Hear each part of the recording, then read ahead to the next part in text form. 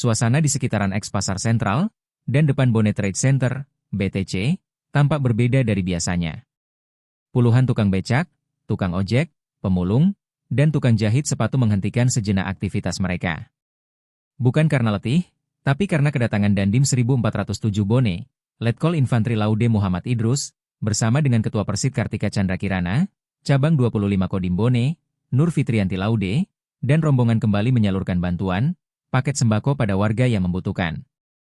Ia mengaku kegiatan tersebut bukan hanya sekadar kegiatan sosial, akan tetapi Jumat Berkah adalah bentuk nyata empati dan kepedulian Kodim 1407 Bone terhadap warga kecil di sekelilingnya.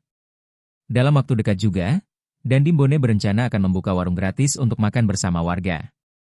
Sementara, Nur Fitrianti Laude, yang selalu setia mendampingi suaminya dalam program ini, mengaku kegiatan ini menjadi salah satu cara membangun kedekatan dengan masyarakat.